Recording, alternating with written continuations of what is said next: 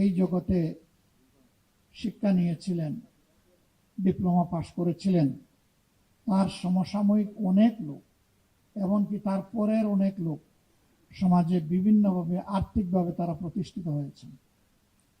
কিন্তু ইঞ্জিনিয়ার গিয়াস ভাই সেদিকে ফিরেও তাকাননি। তিনি সবসময় মানবতার জন্য কাজ করেছেন। ইনশাআল্লাহ তিনি যে আল্লাহর জন্য কাজ করেছেন, সেই আল্লাহ তার পুরো পাওনাই তাকে দিবেন, এটা আমরা প্রত্যাশা করি।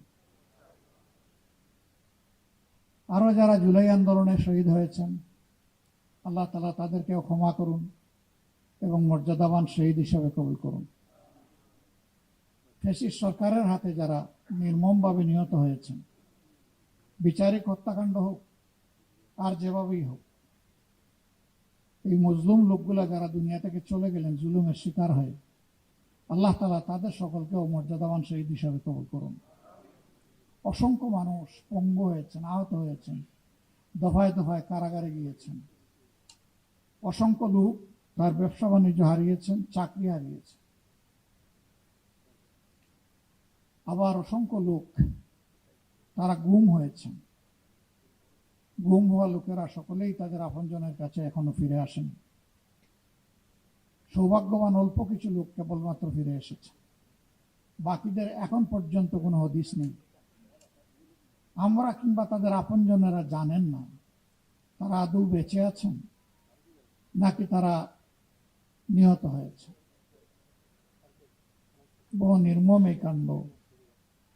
আয়নাগর নামের কুখ্যাত টর্চার সেল, এক ধরনের গ্যাস চেম্বারের মতোই যার অবস্থান, এই সংস্কৃতি ফ্যাসিস্ট বিগত সরকারের হাতেই বাংলাদেশে তৈরি হয়েছে। এর আগে বাংলাদেশের এই ধরনের কোনো অভিজ্ঞতা ছিল না। এই অসংখ্য মানুষের ত্যাগের বিনিময়ে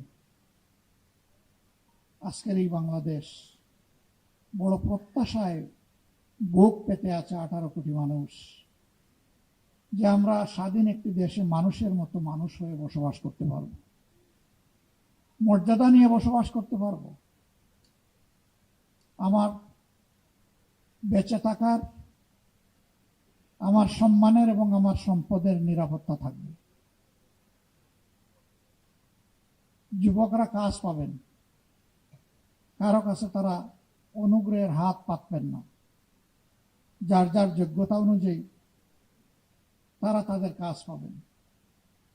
কিন্তু সেই পরিবেশ অর্ধ শতাব্দীর অধিক সময় আমরা বাংলাদেশে সৃষ্টি করতে পারিনি। তবে হ্যাঁ, যা পারিনি আগামীতে তা হবে না, এটা আমি মেনে নিতে রাজি নই। এই না পারার ইতিহাস থেকেই আমাদেরকে পেরে ওঠার ইতিহাস তৈরি করতে হবে ইনশাআল্লাহ। আমাদের গুড়ায় গলদ, আমাদের শিক্ষা ব্যবস্থা না নৈতিক না বৈষয়িক কোনো মানের ধারে কাছেও নেই। এই শিক্ষা ব্যবস্থায় মানুষের মেধার অপচয় হয়, সময়ের অপচয় হয়, অর্থের অপচয় হয়। এই সময়, এই অর্থ, এই মেধা বিনিয়োগ করে প্রিয় দেশ আরো উন্নত, দক্ষ, সোনার মানুষ তৈরি করতে পারত, কিন্তু সে পরিকল্পনাটাও নাই।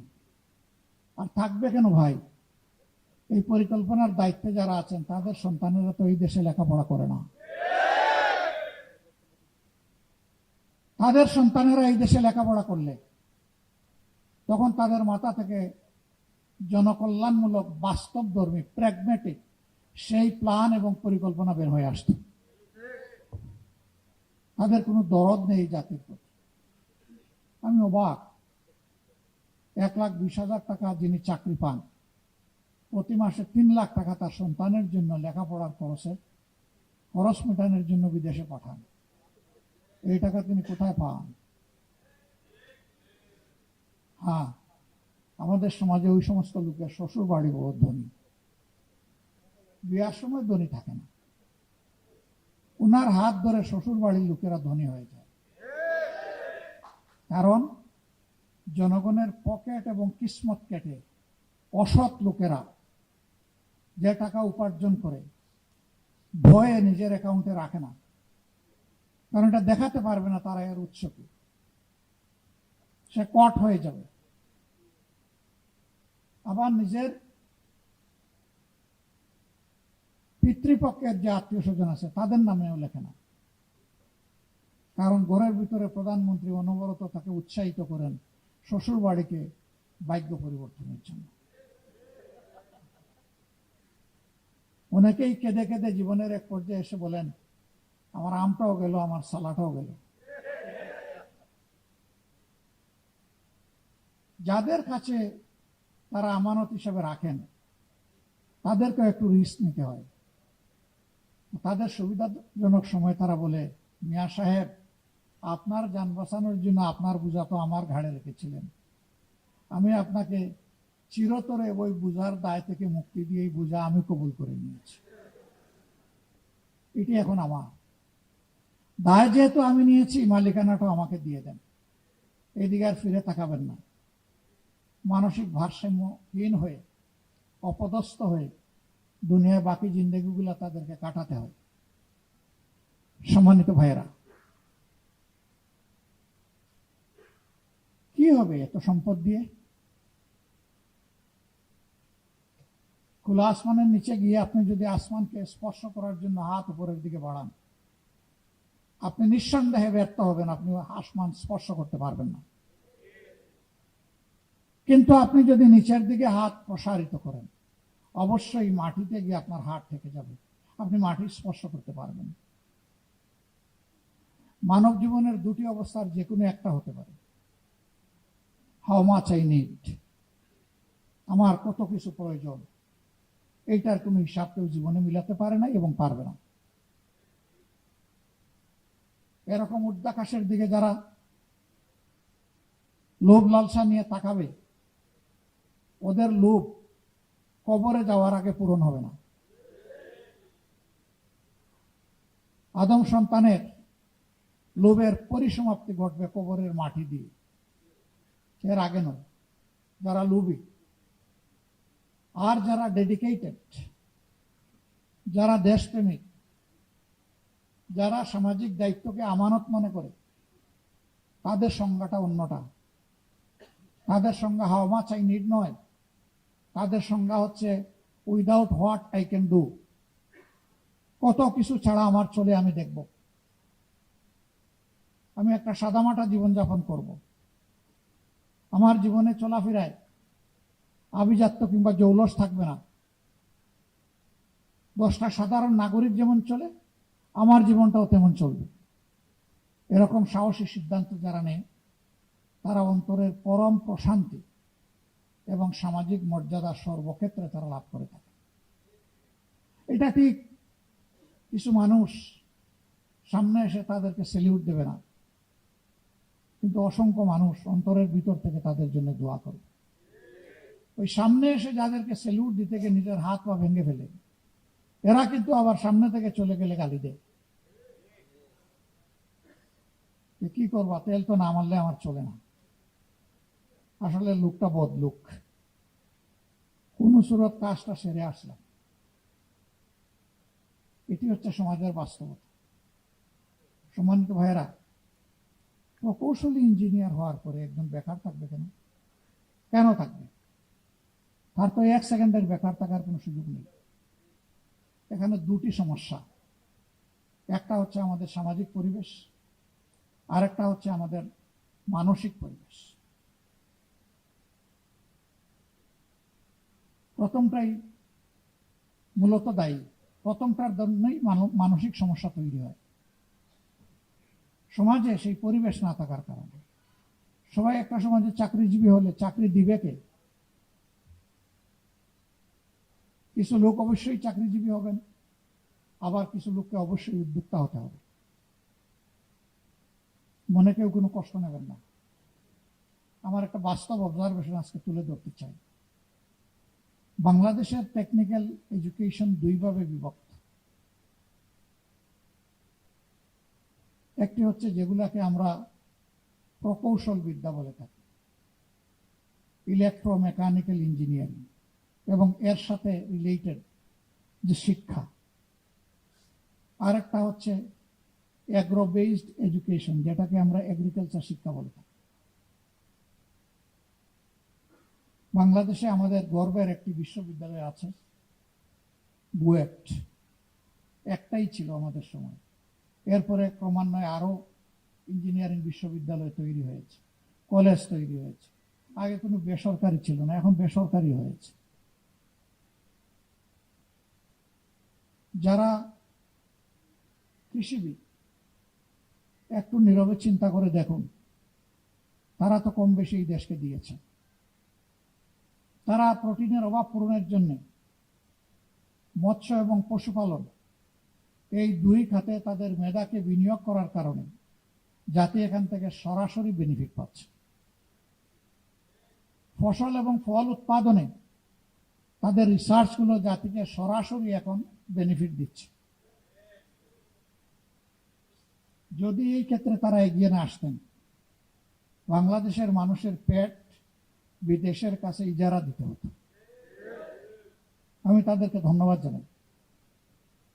রিসার্চে আরো যদি তাদেরকে উৎসাহিত করা হয়, লজিস্টিক দিয়ে, পর্যাপ্ত ফান্ড দিয়ে, দেশ আরো বেশি উপকৃত হবে ইনশাল্লাহ। কিন্তু আমরা যদি মেধার দিক থেকে দেখি, এইচএসসি পাশ করার পরে আমাদের সময় ট্রেন্ড ছিল প্রথমে বুয়েটে যাবে, না পাইলে মেডিকেলে আসবে, এরপরে এগ্রিকালচারে যাবে, তারপরে জেনারেল এডুকেশনে যাবে, এবং সেখানে প্রায়োরিটি বিশেষে ঢাকা বিশ্ববিদ্যালয়। এই ছিল তখনকার ট্রেন্ড। আন্ডার গ্রাজুয়েশনে মানুষ কেমনে কোন দিকে ঢুকবে। তাহলে স্বীকার করতে হচ্ছে যে সবচেয়ে মেধাবী যারা, তারাই গিয়েছেন ওখানে, বুয়েট বা ইঞ্জিনিয়ারিং বিশ্ববিদ্যালয় কলেজগুলো। এই মেধাবীর কাছে কি এই জাতির কোনো কিছু পাওনা নেই? কিন্তু আমরা কি দেখি? আমরা দেখি যে কার্যত একবার একটা মিশুক আবিষ্কার করা হয়েছিল, ওইটা সাস্টেইন হয়। ওটাকে দেখলে মনে হতো যে কোন সময় আবার আসমানে উড়া দেয়। খুব হালকা পাতলা একটা যান, পিছনের দিকে লেখা থাকতো, আমি ছোট, আমাকে ধাক্কা দিবেন না।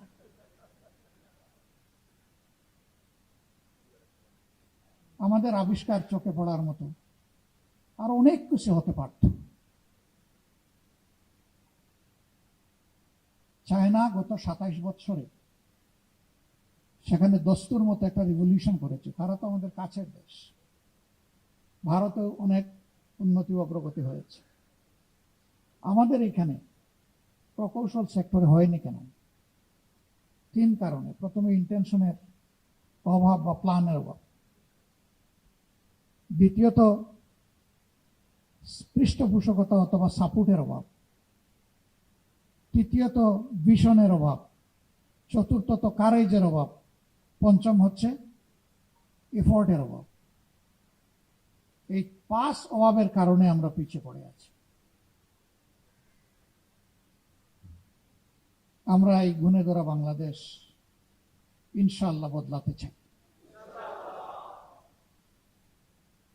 এবং জনগণের সহযোগিতা পেলে, আল্লাহ তাআলার আসমানি সাহায্য পেলে ইনশাআল্লাহ এটা সম্ভব। আমরা বিশ্বাস করি 5 বছরে উন্নয়নের বুলেট ট্রেন আমরা চালু করতে পারবো না, কিন্তু ইনশাআল্লাহ এক্সপ্রেস ট্রেন আমরা চালু করতে পারবো। এক সময় বুলেট ট্রেনও চালু হবে ইনশাআল্লাহ। ইনার্সি অফ মোশনে তখন সিভিলাইজেশন সামনের দিকে চলতে থাকবে আল্লাহ চাই। আমাদের সমাজে দায়িত্ববোধের চাইতে মর্যাদার লড়াইটা বেশি হয়। আমি যদি দায়িত্ববোধের সাথে আমার দায়িত্বটা পালন করি, মর্যাদা আমার পিছনে গোলামের মতো লেগে থাকবে। দুনিয়ার মানুষ মর্যাদার চিন্তা করে না। জাপানের মানুষ 9 ঘন্টা কাজ করে। এই 9 ঘন্টার ভিতরে 1 ঘন্টা তাদের লেজার পিরিয়ড, 40 মিনিট তাদের লাঞ্চের জন্য, 10 মিনিট তাদের প্রথম ব্রেকফাস্টের জন্য, আরো 10 মিনিট হচ্ছে লাইট ব্রেকের জন্য। এই 1 ঘন্টা সময়ের ভিতরে সে তার বন্ধু বান্ধব, পরিবার, কারো সাথে কথা বলতে হলে এই সময়টাই বলবে, কিন্তু বাকি 8 ঘন্টা তার মোবাইল অফ, সাইলেন্ট নয়, অফ। কারণ সে বলে যে এই সময়টা তো আমার না, এই সময়টা আমার এমপ্লয়ারের। এটি আমার সরকার হতে পারে অথবা এটি কোনো কোম্পানি হতে পারে। আমি আমার এমপ্লয়ারের সময় অপচয় করার কোনো অধিকার রাখি না। ভাই, তারা তো আর আমাদের মতো আমানতু বিল্লাহি কাবিলতু জামিয়া বলে নাই তো। তাদের এই অনুভূতির কারণে আজকে বিশ্বে যদি একটা মর্যাদাপূর্ণ দেশ হিসেবে তারা দাঁড়াতে পারে, আমরা কেন, যারা বলেছি আমরা ঈমান আনলাম সব কিছুতে আল্লাহর উপরে, আমরা কেন পারি না? তাদের ওখানে সবার পিছনে তো গোয়েন্দা লাগানো হয়, কিন্তু তার বিবেকের গোয়েন্দা তাকে প্রতিনিয়ত সজাগ করে রাখে, তোমার কাজ তুমি করে যাও, কাজে অবহেলা করবা না। আমাদের দেশে মর্যাদা নিয়ে সীমাহীন লড়াই। একজন মানুষ যদি একটু মর্যাদা পেয়ে যায়, আরেকজন এটা সহ্য করতে পারে। আরে ভাই, আল্লাহ তাআলার ইচ্ছা একজন গ্রাজুয়েট ইঞ্জিনিয়ার হবে, আরেকজন ডিপ্লোমা হবেন, আরেকজন টেকনিশিয়ান হবেন। এই 3 স্তর মিলেই তো আমাদের উন্নয়নের চেইন। তো যদি টেকনিশিয়ানরা কাজ না করে, তো ডিপ্লোমা ইঞ্জিনিয়ারের ভাইয়েরা কি করবে? তারা কি ওই কাজটা করতে পারবে? আবার ডিপ্লোমা ইঞ্জিনিয়াররা যদি ফিল্ড লেভেলে টেকনিশিয়ানদেরকে প্রপার সাপোর্ট না দেয়, তাহলে গ্রাজুয়েট ইঞ্জিনিয়ার যারা, তারা কি বাকিটা সব তুলে ফেলতে পারবে? পারবে না। তাহলে একটা কম্পোনেন্ট আরেকটা কম্পোনেন্টের কমপ্লিমেন্টারি। এখানে কনফ্লিক্ট হয় কেন? এখানে তো কমপ্লিমেন্টারি হবে, কমপ্লিট হবে না, কিন্তু আমাদের হয় কনফ্লিক্ট। এই রিকগনিশন মানি না, ওই রিকগনিশন মানি না। ভাই, আপনি উপরের দিকে উঠেন, আরেকজনকে লাথি মেরে নিচে নামাইয়েন না, তাকে তার জায়গাটা দেন। আপনার জন্য দোয়া করি, আপনি উঠতে থাকেন উপরের দিকে, জাতিকে আপনি দিতে থাকেন, আর ওই লোকটাকেও তার মতো দিতে দেন। আমরা আপনাদেরকে কথা দিচ্ছি, ইনশাআল্লাহ আল্লাহ তাআলা যদি এই দেশের খেদমত করার সুযোগ আমাদেরকে দেন, তাহলে 1 মিনিটের জন্য আপনার কর্মস্থল ছেড়ে রাস্তায় আসতে হবে না দাবি আদায়ের জন্য। ইনসাফের ভিত্তিতে যার যেটা পাওনা সেটা তার হাতে তুলে দেওয়া হবে। আমাদের কমিটমেন্ট বেসিক 3টা। নাম্বার 1, আমরা এই ভাঙ্গা চূড়ার শিক্ষা ব্যবস্থা রাখবো না। এখানে প্রথম ফোকাস আমাদের, ফার্স্ট অ্যাটেনশন। আমার মেরুদণ্ড নাই তো আমি দাঁড়াবো কিভাবে, আমি বসবো কিভাবে? মেরুদণ্ড ছাড়া তো শুইতেই পারবো না, আমি তো একটা ফুটবল হয়ে যাব। প্রথমে মেরুদণ্ডেই চিকিৎসার জন্য হাত দিতে হবে। এখন কেউ যেন আবার অপপ্রচার না করে যে উন্নয়নের শিক্ষা বাদ দিয়ে এখন শুধু হাদিস কোরআনের শিক্ষা দেওয়া হবে। আরে ভাই, হাদিস কোরআনের ভিতরেই তো সব উন্নয়ন আছে, এবং এটাকে সাপোর্ট করতে গিয়ে দুনিয়ার যত উন্নয়নের শিক্ষা সব ইনকর্পোরেট করা হবে ইনশাআল্লাহ। আমরা শুধু যে শিক্ষা মানুষের মধ্যে অনৈতিকতা সৃষ্টি করে, মানুষকে করাপ্ট বানায়, মানুষকে একটা ইতর প্রাণী বানায়, আমরা ওই শিক্ষা দেব না। মানুষকে যে শিক্ষা মানুষ বানায়, যে শিক্ষা প্রত্যেকটা মানুষকে সম্মান করতে শেখায়, মর্যাদা দিতে শেখায়, আমরা ইনশাআল্লাহ সেই শিক্ষাটাই আমাদের ছেলে মেয়েদের হাতে তুলে দেব। এবং এই শিক্ষার সাথে সর্বোচ্চ বৈষয়িক উৎকর্ষের শিক্ষাটাও থাকবে। নৈতিক আর বৈষয়িক 2 শিক্ষার মহামিলন হবে ইনশাআল্লাহ, যার ফলে শিক্ষার পাঠ চুকে একটা ছেলে কিংবা মেয়ে বের হওয়ার পরে তার যোগ্যতা অনুযায়ী সে কাজ পেয়ে যাবে। হয় সে উদ্যোক্তা হবে, না হয় সে সার্ভিসের একটা জায়গা পেয়ে যাবে, সে বেকার থাকবে না। বেকারত্ব তো জাতির জন্য ক্ষতির কারণ। হ্যাঁ, বয়স যাদের হয়ে গেছে, এই দেশকে জাতিকে সেবা দিয়ে এখন আর শরীর যাদের কুলোয় না, তারা ইনশাল্লাহ বেকার নন। আমাদের সম্মানিত সম্পদ হিসাবে আমাদের বুকে থাকবেন ইনশাল্লাহ। কিন্তু কোনো যুবক যুবতী কাজের বাইরে থাকবে না, কাজ যেটাই হোক তার হাতে একটা থাকবে, হয় সে উদ্যোক্তা, না হয় সে চাকরিজীবী, একটা কিছু হবে ইনশাল্লাহ। 2 নম্বর হচ্ছে শুধু ডিগ্রির ভিত্তিতে এই কল্যাণ রাষ্ট্রে কারো মর্যাদা নির্ণয় হবে না, তার মর্যাদা নির্ণয় হবে তার কাজের ভিত্তিতে।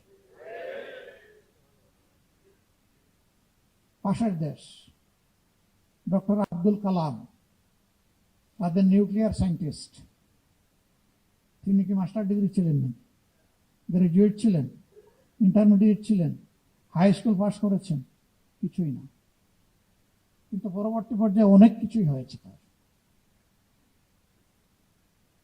সেই জাতি তো তাকে সম্মান দিয়েছে। কি জন্য? তার কন্ট্রিবিউশনের জন্য, তার অবদানের জন্য, তার কাজের জন্য। সমাজে যারাই সমাজকে মন উজাড় করে দিবেন তারা ইনশাল্লাহ সম্মানিত হবেন। বাকিরা তাদের থেকে শিক্ষা নিয়ে নিজের দুর্বলতা কাটিয়ে উঠবেন। এইভাবে সমাজের চাকা আলহামদুলিল্লাহ সমান্তরাল দ্রুত স্পিডে সামনের দিকে যাবে। আমাদের দ্বিতীয় অঙ্গীকার, আমরা দুর্নীতির জড় কেটে দেব ইনশাআল্লাহ। এই কথা শুনে আবার অনেকের বুকে ধড়পড় শুরু হয়েছে, তবে আমার তো চলেই এ দিয়ে। কোন এক সার্ভিসের একজন লোক, তিনি প্রতিদিন খুব হাসি খুশি মুখে আসেন পরিবারের কাছে ফিরে। একদিন তার মুখটা বড় ভারী। জীবন সঙ্গিনী জিজ্ঞেস করলেন, কি গো, কি হয়েছে আজকে মুখ তো ভারী? কয় কপাল খারাপ। মানে? কয় যে আমার এই সমস্ত আকাম কুকামের কারণে আমার তো চাকরি চলে গেছে। তো বলে, আরে মিয়া রাখো, তোমার চাকরিতে কত, আসল তো তোমার মফস্বল। বলে গো সখী, চাকরিও নাই মফস্বলও নাই। চাকরি চলে গেলে আর মফস্বল থাকে না। সম্মানিত ভাইয়েরা, এরকম যারা মফস্বল নির্ভরশীল, মফস্বল বলতে আমি কি বুঝাতে চেয়েছি নিশ্চয়ই আপনারা বলবেন, তারা চিন্তায় পড়ার কোনো কারণ নেই। তো কেন চিন্তা করবেন? ওই যে বললাম না, অবৈধ সম্পদ কোথায় লুকাবে তাই নিয়ে বড় পেরেশান। সুস্থ মানুষটির হয় ডায়াবেটিস, হাজার জাতের মেটাবলিক ডিসঅর্ডার হয়, তার রাতের ঘুম হয় না, কোনো ঔষধে কাজ হয় না, ছটফট করে, অশান্তি। ওই যে অবৈধ সম্পদ, কিভাবে এটা বুক করবে আর কিভাবে এটাকে প্রোটেক্ট করবে? না, সেদিন এটার আর কোনো ভয় থাকবে না। আপনি যা পাবেন তাই দিয়ে সম্মানজনকভাবে আপনি চলবেন। তবে এটাও তো ঠিক যে আপনি আপনার জায়গায় ঘুষ খান, কিন্তু এই সমাজে আরো 20টা 100টা জায়গায় আপনাকে যেতে হয়, ওই জায়গাগুলোতে আপনাকেও ঘুষ দিতে হয়। আপনি খাবেনও না, দিবেনও না, অ্যাকাউন্ট আপনার ঠিক থাকবে ইনশাআল্লাহ। এর সাথে আপনি মর্যাদা পাবেন। হ্যাঁ, এটাও দেখতে হবে যে সার্ভিসের ডেপথ এবং ওয়েট যত, সেই সার্ভিসে তাকে বেতন কাঠামোটা সেইভাবে সমন্বয় করতে হবে। মনে করেন পুলিশ 24 ঘন্টা ডিউটি, কখন দাগ পড়ে ঠিক নাই, অস্ত্র হাতে আছে, আবার তার প্রতিপক্ষের হাতে অস্ত্র আছে, তাকে কিন্তু জীবনের ঝুঁকি নিয়ে এই দায়িত্ব পালন করতে হবে। কিন্তু তাকে যদি ফকিরের ভিক্ষা বেতন দেওয়া হয়, তাহলে সেই ঝুঁকি নিতে যাবে কেন? তাকে তো সম্মানিত করতে হবে। এটা করা হয় না বলেই এই সমাজে আজকে কোনো শান্তি নাই। কারণ বেড়াই তো সব দান খেয়ে ফেলছে, প্রোটেক্ট করবে কে? আর এই রোগ এমন যে এটা ছোঁয়াছুঁয়ে রোগ, একজনের কাছ থেকে আরেকজনের মাঝে প্রপাগেট করে। এটা যদি উপড়ে ফেলা হয়, এখন বাংলাদেশের যে জিডিপি, আলহামদুলিল্লাহ জাম দিয়ে এটা মিনিমাম ডাবল হবে। এরপরে এর বেনিফিট সারা জাতি পাবে। নগাঁও থেকে একটা ট্রাক, 3 টনি ট্রাকে কারওয়ান বাজারে সবজি নিয়ে আসতে আর 2750 টাকা ঘুষ দিতে হবে না। গতকালকার পত্রিকায় আমার মতো আপনারাও দেখেছেন, বিভিন্ন জায়গায় কি পরিমাণ ঘুষ দিতে হয়, কাদেরকে দিতে হয়। সেইটা ওখানে বর্ণনা করা হয়েছে, তবে সৎসাহসের অভাব ছিল। রাজনৈতিক এরা কারা এদের পরিচয়টা বলা হয়নি, ওটা বলে দেওয়া দরকার ছিল। আমি হলে আমার নামও বলে দেন, অসুবিধা কি? জাতি জানুক কে সে, তাহলে এই দুর্বৃত্তরা অন্তত ভয় পেত। কিন্তু ওই রকম ইনডিরেক্ট রিপোর্টে ভাই বড় কোনো কাজ হয় না। মিডিয়ার ব্যক্তিরা এখানে আছেন, আমি বলবো আসল জায়গায় হাত দেন আপনারা। সাদাকে স্পষ্ট করে সাদাই বলবেন, কালোকে কালো বলবেন। সেই কালো আমি হলে আমাকে ছাড় দেবেন না। তাহলেই মিডিয়ার যে স্লোগান, যে মিডিয়া হচ্ছে জাতির দর্পণ, ইয়েস, এটা ফুলফিল হবে। আর সাংবাদিক হচ্ছেন জাতির বিবেক। এই দুই জিনিস সোনায় সোহাগায় সমন্বয় হয়ে যাবে ইনশাল্লাহ। আমি জানি অনেক অবৈধ চাপ আপনাদেরকে বিব্রত করে। সত্য রিপোর্ট ছাপার পরে বিম রুলের চাকে ডিল মারা সমান হয়েছে। এখানেই তো সাংবাদিকতার মজা। ওই বিম রুলের কামড় সহ্য করে যিনি সাংবাদিকতা করতে পারবেন, তিনি সঠিক সাংবাদিক। আমি বলি রাজনীতিবিদদের দুটি কলজা লাগে, আর সাংবাদিকদের লাগে তিনটা। মানে তাদেরকে ভীষণ সাহসী হতে হয়, দুঃসাহসী হতে হয়। আপনারা পারবেন ইনশাআল্লাহ। শুধু একটা শক্ত সিদ্ধান্তের ব্যাপার। আর অগ্রিম বলে রাখলাম, রেকর্ড মুছে ফেলিয়ে না, আর্কাইভে রাখবেন ইনশাআল্লাহ।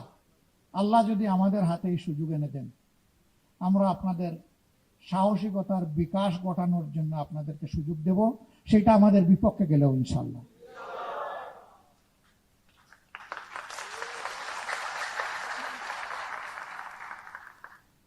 সমাজের দুই ক্লাসের মানুষকে চারদিক থেকে দেখতে হয়, 4D ডাইমেনশন।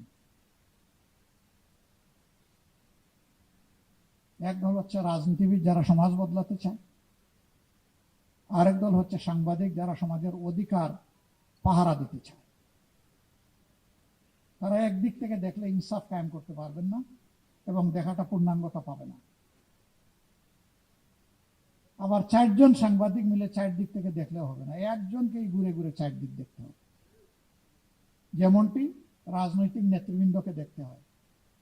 অবশ্যই এখনকার রাজনীতি ভিন্ন, এখন নিজেকেও দেখা লাগে না, একবার বুকের দিকে তাকাইলেই চলে। মানে আমি তো আর কি, আমি থাকলে দেশ আছে, জাতি আছে, আমি নাই দেশও নাই জাতি। আর কি চমৎকার স্লোগান, আমার চেয়ে আমার দল বড়, আমার দলের চেয়ে আমার দেশ বড়। কিন্তু অনেকের ক্ষেত্রে এই কার্যক্ষেত্রে তার একেবারেই 180 ডিগ্রি উল্টা দিকে। এই মানসিকতা পরিবর্তন করতে হবে আমাদের। আপনাদের অনেক দাবি দেওয়া এখানে পেশ করেছেন, আলহামদুলিল্লাহ। ইতিমধ্যে জনাব সাইফুল আলম খান মিলন আপনাদেরকে বলেছেন যে আমরা একটা সমন্বিত উদ্যোগ নিয়েছি, সেল গঠন করেছি।